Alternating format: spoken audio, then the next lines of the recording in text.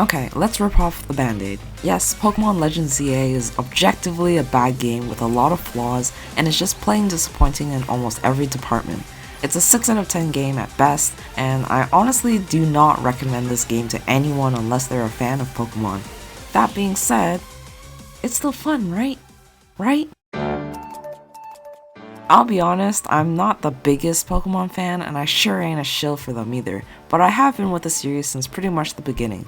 I'm a weeb, not a gamer. The anime was where I was at, and the games never really impressed me, even back in the day.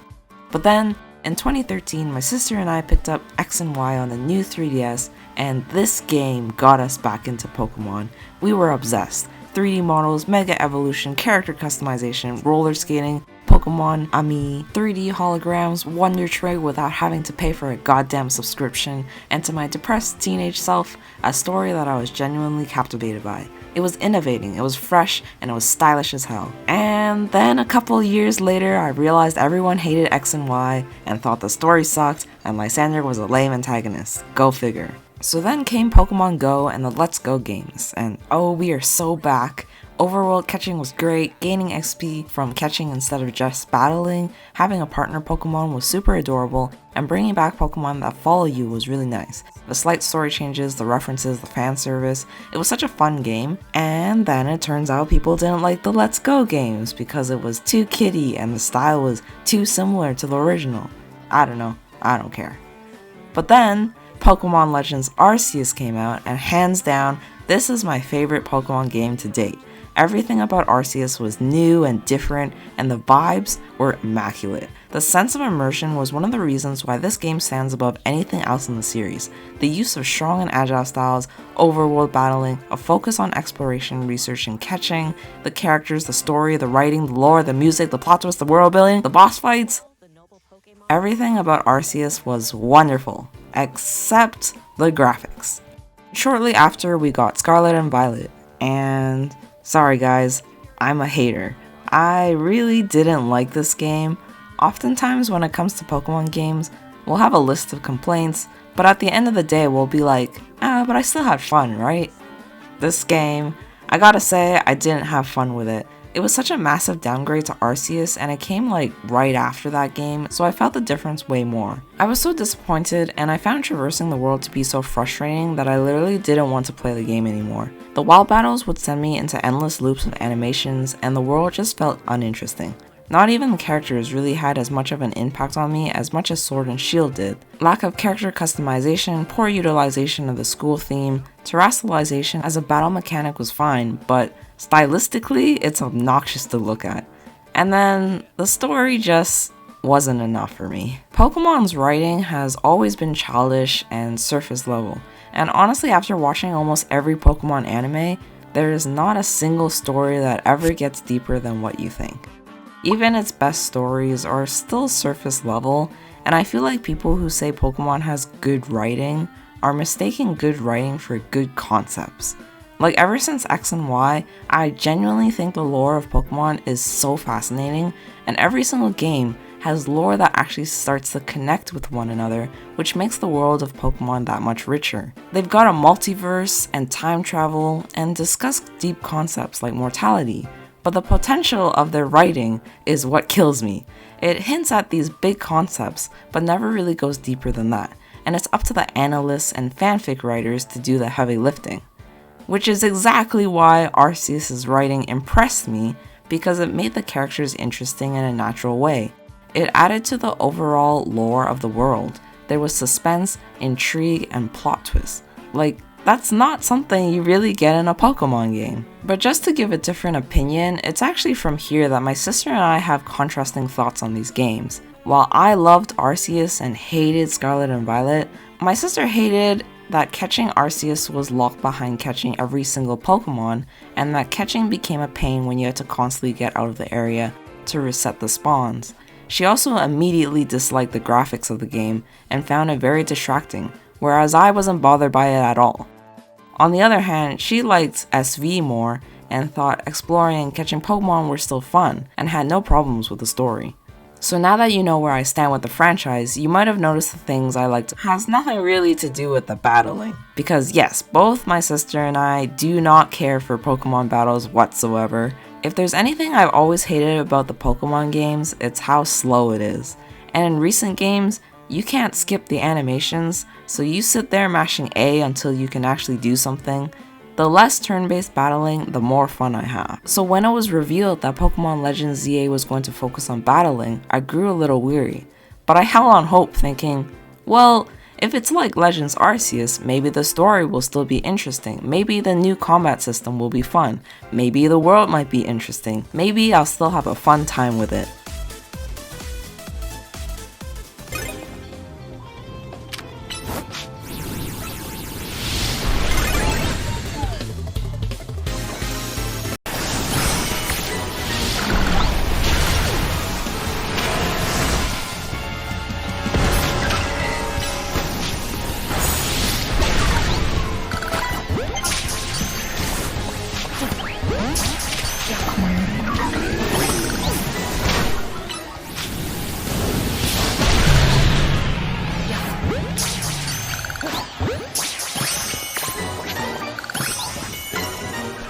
So, the new combat system is fine, but to me it's like a single step above the turn-based combat. Even though it's about speed, initiating the combat and launching moves still feels turn-based and very slow. If I had to compare, it actually felt a lot like Final Fantasy XIV, where you have a rotation of attacks that you have to wait to actually proc. Maybe it's an MMO thing, but there's usually a delay between your inputs and the damage your character does, and even in FF14 I've always found it to be kind of tedious. It only feels good to do a lot of damage. Back to Pokemon though, I'll admit I haven't tried a variety of moves, so I know something like Extreme Speed would actually be a faster animation. But even just switching Pokemon is time consuming. Even if that's the point as a way for you to strategize when to switch in and out, it's still a portion of your time waiting around and mashing A to do something. Legends Arceus felt good and fast because you could easily send out Pokemon, have them automatically destroy the rock over there while you moved on to another area. And during boss fights, your actions were immediate. You were constantly moving and throwing those bags to dwindle the health bar. Every button press was met with an almost immediate throwing animation of the bag, so it felt satisfying when you were doing damage. When you battled, it was a standard turn-based battle where the focus is on your Pokemon. Meanwhile, ZA has its rogue mega battles focusing on both you and your Pokemon, which can be annoying when I have to constantly send out and return my Pokemon, which is an action that requires me to stay put. And in that time, I usually just f***ing die. But if I leave my Pokemon out, they take hits like a ass because there's no command for them to dodge or do anything. The only thing you can do is get a special attack move that forces them to come to you and they drag their ass over. It's not like Pokemon has to be a Nier Automata or FF15, but even Arceus had moments that made you really feel like you were doing that. In terms of the feeling of a battle, I don't really feel the immersion in ZA as much as I did with Arceus. So the battling isn't bad, and I'm not great with it either, so maybe it's a skill issue, but then you get to the battle royale part, and at this point the battling kind of becomes pointless, especially in post-game. All you really need to do is OHKO your opponents one after the other in quick succession and gather 50,000 points for the next challenge ticket. So having a proper battle with them is honestly a waste of time. You sneak behind them, kill their Pokemon in a single move, then wait for them to send out the next Pokemon so you can kill their Pokemon in a single move. There's no skill at this point, we're just mashing A, and you could say that they're supposed to be easy so you can get points quickly, but it's still a huge waste of time just running around and mashing A. Not only that, it's just not fun. All you're doing is grinding, and grinding isn't fun. The hard part is actually finding more trainers to beat because the spawns are so slow that they don't respawn in areas you've already been to. So a lot of times I have to fast travel to a different battle zone just to find more trainers to defeat. Not only that, you're on a timer. You have to get as many points as possible before the timer runs out, and that usually requires you to finish as many point cards as possible. If you screwed up one battle because you didn't sneak up with a dark type move or something, you just wasted your time fighting a pointless fight. While I was grinding the 15 ranked battles to complete the post-game story, I would actually speedrun it by grinding as many trainers as possible, getting my 50k, doing the rank battle and immediately going back into the battle area to grind more points, then rinse and repeat all before the sun rises. I've done like 2 rank battles in a night before just to speed up the process. But was it fun? Not at all. I was just rushing through these guys so I could finish the damn story. What I ended up disliking about the battle royale was just the fact that I wanted to do as much as I could in a single night, so I felt rushed. And because you could only get a certain amount of points at a time, you couldn't just keep battling forever, but instead you're forced to go out and do a rank battle to reset the points. And I get it, I should have been taking my time with it, enjoying the battles little by little as I roam around the world. Is what I would say if the world had something to offer. Yeah. So close.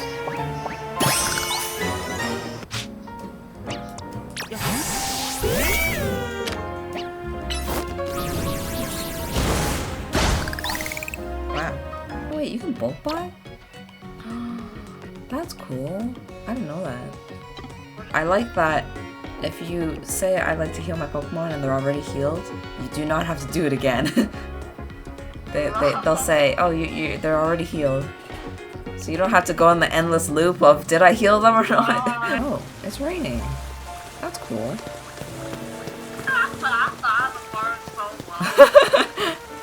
Hey! Wait, that was cool.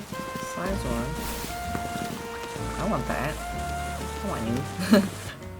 Also, the people who are here for the night thing, they just stand here, like, waiting for you. See? I mean, that's accurate for Pokemon lore. Wow, see, there's like no one here. Empty streets. Look at that! There's no one here. Hang out with your Pokemon. Is that it?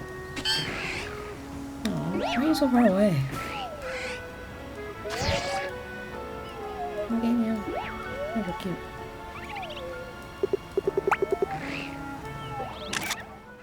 There isn't enough to do in the overworld, and before you point at the map of all the side quests and colorful screw markers, I will say, more of the same thing does not mean better. Just because you have 3 fetch quests instead of 1 does not mean there is more to do. It's just more padding.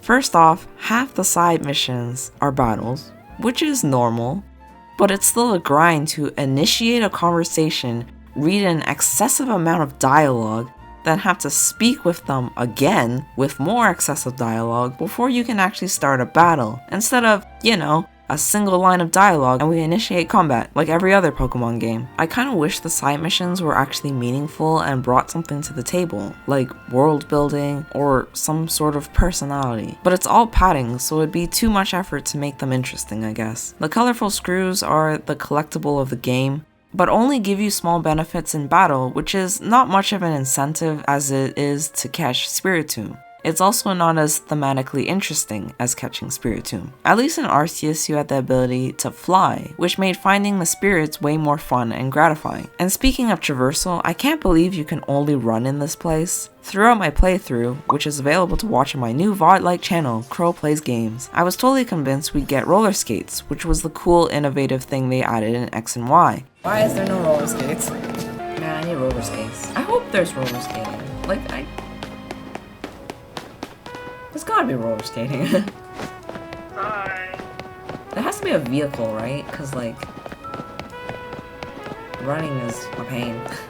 The fact that 12 years later, we can't even implement a faster traversal mechanic is kind of sad. There's a point in the game where Naveen literally hands you performance sneakers, which totally could have been roller skates, an item with an actual use in the game. Now, we joke about L doing the Zygarde Cell quest for you, but not gonna lie, I'd rather have done that than get the colorful screws. In fact, doing it with L would have been really fun if it connected to the story, instead of L randomly popping up after battles to monologue about shit we don't understand. There is a part of me that genuinely thinks this was the original idea for the game, but due to whatever time constraints, they had to change it, cause Kanari's push giving you random benefits feels like a last minute addition versus an actual story related incentive to collect exactly 100 Zygarde cells. The number could vary of course, maybe you actually only collect the 5 cores while L does the remaining 95. Doing this along with grinding the 9 megas in the overworld would have actually added to doing more things in the world. Heck, if you were straight up given the 15 megas to do at your own pace, I think that would have been so much more fun than doing 3 at a time and funnel through the story and battle royale. Speaking of which, I hate that you can max out on mega shards and there's no indication that you're full. It'll just let you keep collecting mega shards without actually picking them up.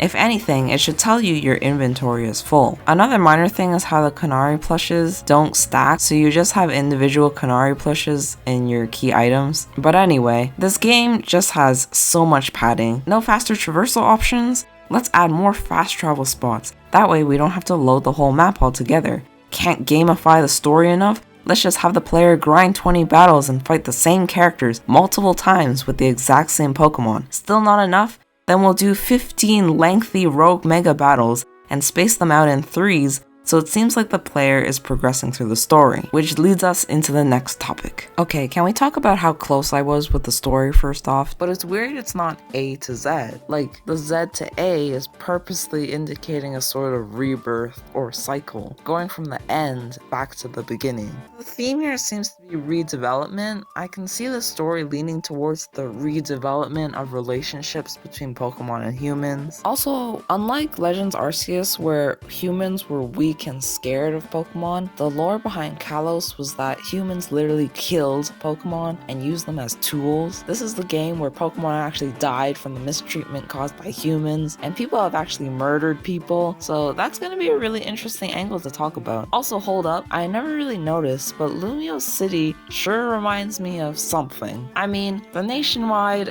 alchemy circle used the life force of the humans in the city to create a giant philosopher's stone, and what does the philosopher's stone do? Grant immortality, revive the dead, just like the ultimate weapon. Coincidence? I think not. Anyway, okay. I think what's really cool is that Legends Arceus was during the Meiji period, which in the West would be like the Victorian era. So we're talking late 1800s, early 1900s. And you know what else happened in France during this time? The creation of the Eiffel Tower. It's nothing major, but it's a neat little fact that relates back to the prison towers. That being said, even Ultra Sun and Moon and Alpha Sapphire Omega Ruby had references to time and space, so I wouldn't be surprised if time warping is going to be a thing still. AZ or AZ still being alive for over 3,000 years is definitely going to be a point where they can do some time bending and references. That, or they'll use AZ in the same way as Ingo and repurpose him. And he's one of those villains that originally had good intentions and was friends with the professor before turning evil. And he also kind of actually dies, which is pretty rare in Pokemon. I'm really excited to see some form of Lysander coming back. Him being actually related to AZ could create a lot of interesting references. AZ and the ultimate weapon will probably take center stage in this story, being that these two things were still talked about in Ultra Sun, Moon, and Auras. The writers definitely haven't forgotten about their significance. Given what we have, I'm going to guess there's going to be a theme of light in this one. Lumio City is also related to light. The symbol looks like starlight or something. Light and dark, life and death, you know. Wait, it just came to me. The A is the ultimate weapon, and I realized the logo that I was wondering about is also from the ultimate weapon, because at the top of this thing there's a little ring, and then there's something piercing through it. So, ta-da! He's the guardian of the ecosystem. So, being that I think this game is a lot about Zygarde's story, so maybe the redevelopment of Lumio City causes a disturbance in the ecosystem, and that's when Zygarde comes out and starts to attack. So we as the player must defeat him and solve the issues between humans and Pokemon, possibly. But also him being related to cells and life energy kind of reminds me of things like sunlight and light in general, nature and things like that. Totally called it, but we'll go into the lore another day. As for the actual story, the pacing is god-awful. If I haven't said enough how slow this game is, well, the story department takes the cake.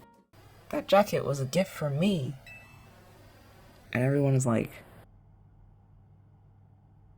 Silence. It's like, shock, shock. That's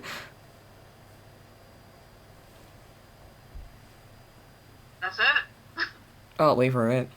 The first 10 hours of the game is literally a tutorial. It's extremely handholdy and will walk you through each and every basic mechanic that you probably already know, then proceeds to give you a lengthy pop-up with the same information. Yet it doesn't teach you anything unique to the game like strategies on how to implement the new battling system. You are stuck in so much useless dialogue that I start losing interest. Even in my playthrough videos, I started editing out the dialogue because it was so boring and tedious and does not do anything for the story. You are drip fed the plot, and the implementation of everyone's tragic backstory is just so blatant and really hits you over the head with it. As soon as I saw how Lita was like, yeah, go tell MC your backstory, Naveen, and then forces you into a battle with him just to get his tragic backstory, I knew this was written by the same guys who did Scarlet and Violet.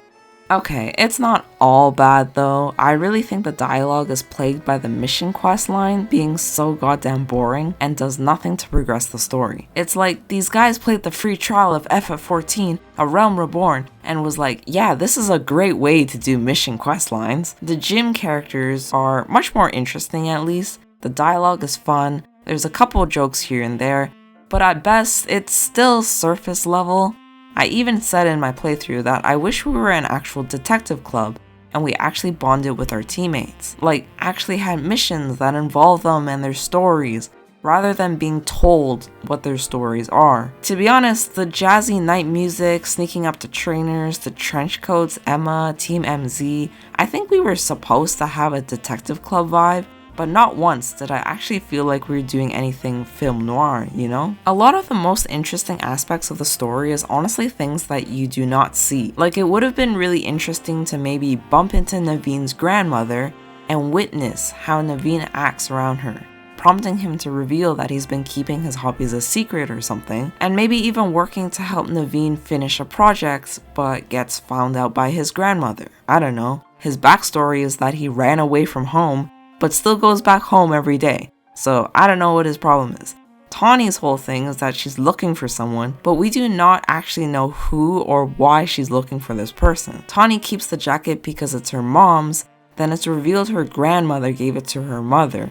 But Tawny doesn't know this, so why would she be looking for her grandmother or the person that gave her mother the jacket? Assuming she even knows someone gave her mother the jacket, we don't even know who her mother is or her relationship with Tawny. This plot is just overcomplicated when it could have just been she was looking for her mother, and the shock is that her mother already died. And Tawny's whole issue is never really talked about at all. She only says, I'm looking for someone, all cryptic and mysterious, when this plot never goes anywhere until it's fully revealed that it's Jet who she's already been talking with. There's like 2 sentences of Corbeau's backstory with Lysander, but nothing happens between the two of them other than a single line, but it's played off as a joke. Lysander just popping in randomly to talk about things. He could have actually done something other than literally standing there or walking in on people and talking cryptically for exposition. Also, the red herring thing with Quasartico being the bad guys is also weird, given that their issue is never actually resolved.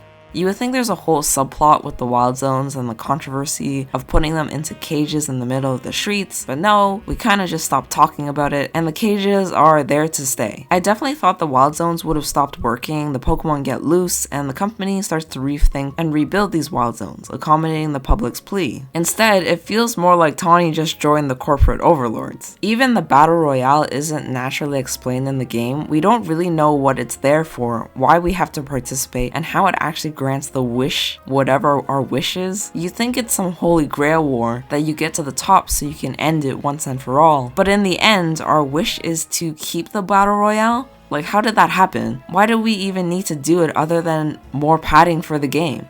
It really feels like Tawny is pulling strings here, taking homeless kids in to gather a team to keep the corporations continuing their mission. In general, this plot felt very aimless, like it didn't know where it wanted to go and needed to fill up as much time as possible.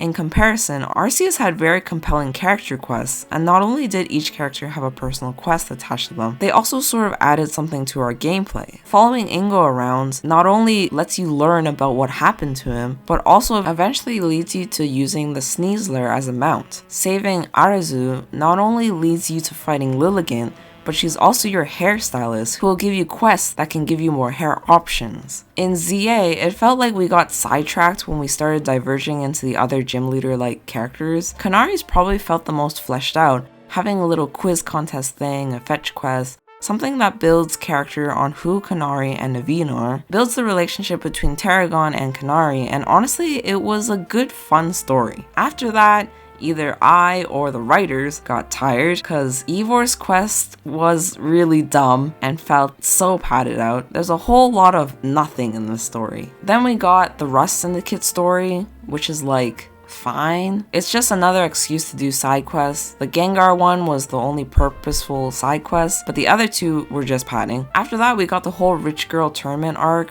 which is like, fine. It was a longer quest and we did get to do other things, but you really had no freedom to do those. You were just forced into this tournament, then you were forced to do the 3 megas, then you're forced back into the tournament. You get to battle Zygarde, which is cool. This whole scenario was so jarring and incomprehensible that it just didn't matter anymore to me, and I'm just mashing A and following along. A lot of this is just battling for the sake of it. Every other sentence is just battle me, battle me.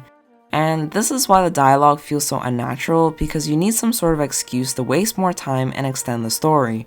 Every side quest, every fight, every little scene has like 5 text boxes of completely insignificant dialogue. I lost interest in the characters because there's way too much dialogue to describe a simple personality or gimmick. It's really exhausting, and at this point I'm just dragging myself to the finish line. The very fact that they had to come up with DLC before the game even came out is really telling that this game wasn't complete.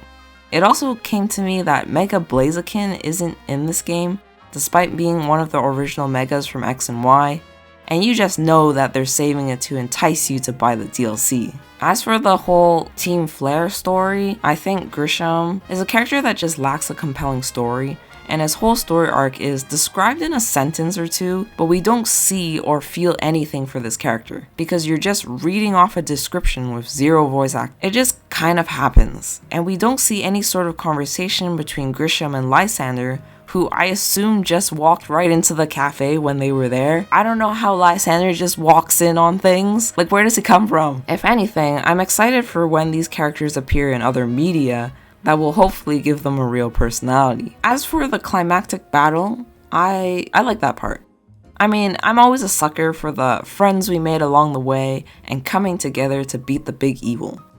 Though I think the way they did the rival fight was a little dumb, given that the fight was seemingly pointless, since Tawny goes up to the tower anyway. Another one for the wasting my time counter. Like, I get you have to have a rival fight, but make it actually worth something. The boss itself was kind of lame too. All you really do is fight 2 flowers who don't move, and that's kind of it. It's just a whole lot of health you gotta dwindle down. But that being said, the cinematic cutscenes were very nice, and even more jarring when their lips move with absolutely no voice acting whatsoever. And then the credits happen and we get to the end where AZ is just dead. Like, what? I thought Floette was going to die, like it had used its life force to fire Ange, but nope, Floette's still alive, but AZ is dead, I guess. It's also not actually explained how AZ died. I had theories that he died because the power of Ange evaporated, so the powers that kept AZ alive are now gone. But then you get freaking Lysander, and like, what's all that about, huh? I don't know. It's a very messy story with a lot of questions, blanks, and holes. The biggest flaw is the lack of player freedom. Every step of the way, we don't figure things out on our own, but we're guided on how to do every little thing, padded out with tons and tons of useless dialogue. If we're going to be strung along by a half-baked story, just write less. Keep it simple. No one really cares about the story, and padding it out makes it an irritating obstacle, while not providing any useful information. If you want to write something that actually has relevance to the story, spend more time on the good stuff, and not all the fluff. Okay, so if you're still with me at this point, first off, congratulations. And secondly, you might be thinking, but it's Pokemon. Pokemon doesn't have good stories. It's always going to be like a basic low-budget anime storyline. And to that, I point to the post-game story. Damn, it's so cool! It's so cool! He like has the ring and he looks at it like nostalgically, and then he, you know, throws it up and he catches it. It's beautiful. Sammy smiles! Ah, that's so nice.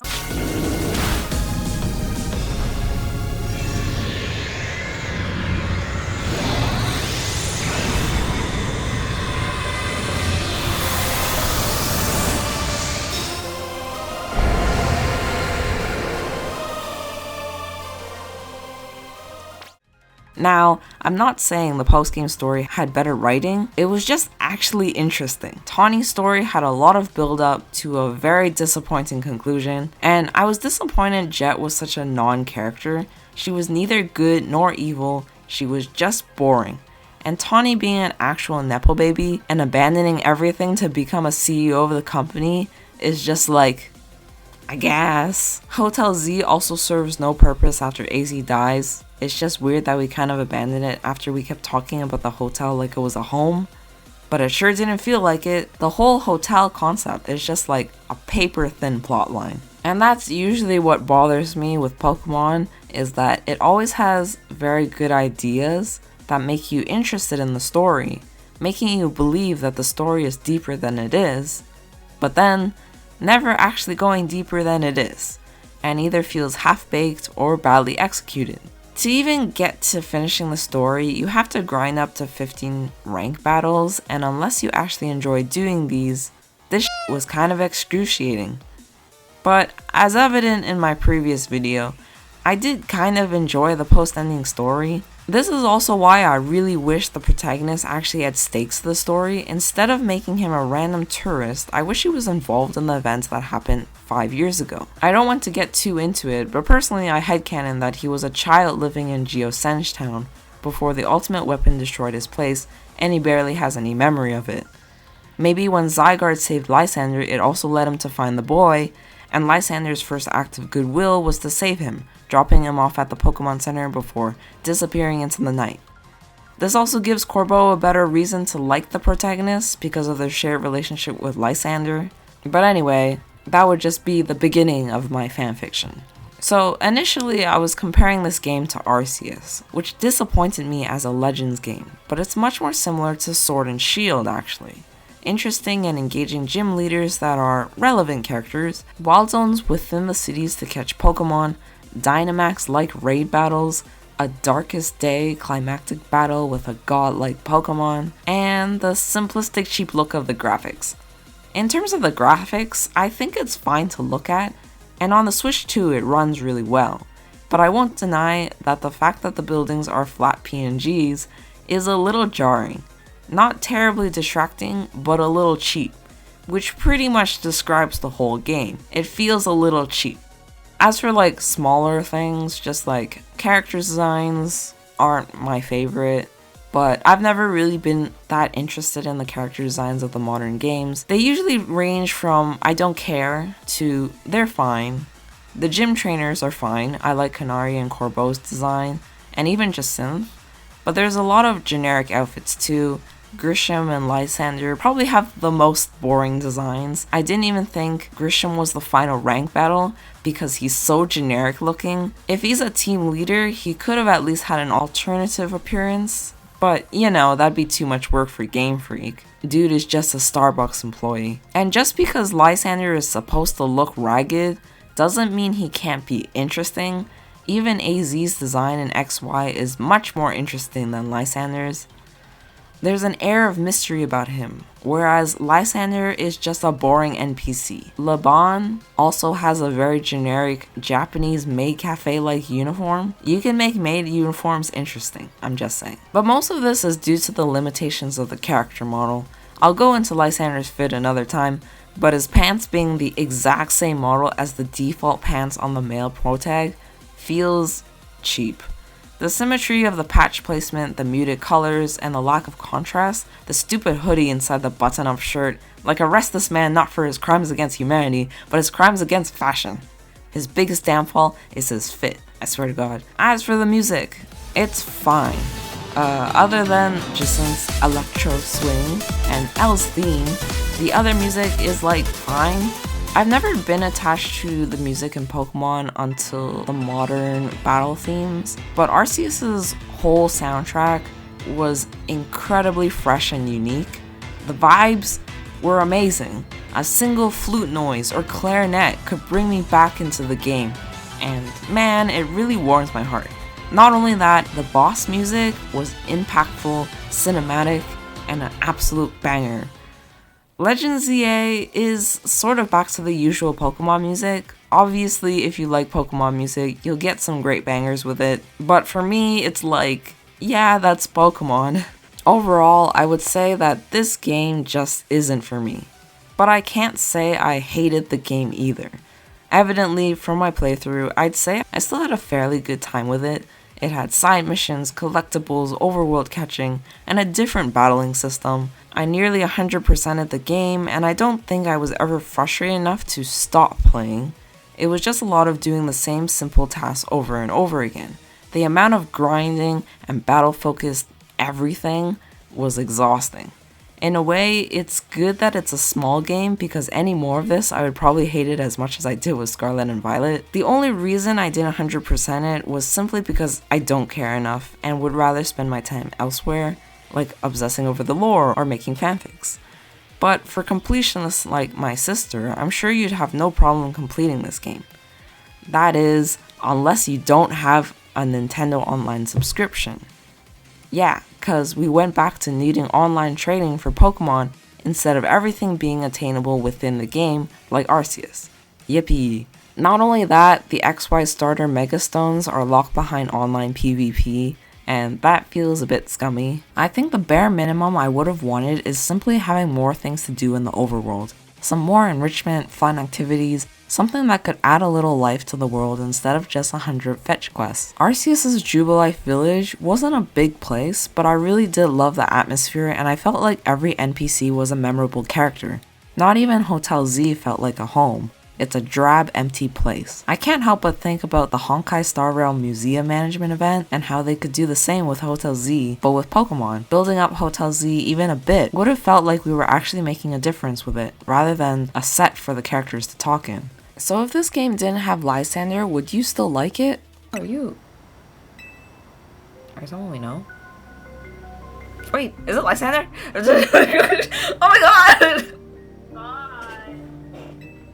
No way. I was like, they're not gonna bring him back. Yeah, no. Now I'm really happy. I'm like, okay, best game. Nope. I would say I got very lucky with Legend ZA because it was a sequel to X and Y, and its story focused on a character I cared a lot about, which that alone kinda makes it worth it for me. It was already better than I expected simply because it still directly referenced the events of X and Y, versus Arceus being a sort of spin-off story with lookalike characters. Lysander really carried the game for me, despite not actually having much of a presence until the post-game. Had the story not been about Lysander, I absolutely wouldn't have cared about it, and the ending wouldn't have had any sort of impact on me. But also, if it wasn't for the fact that Lysander was in the story, I probably wouldn't have been motivated to fully complete the story. Similar to SV, I enjoyed Area Zero and the idea of the AI professor and Arven's parents being dead or gone.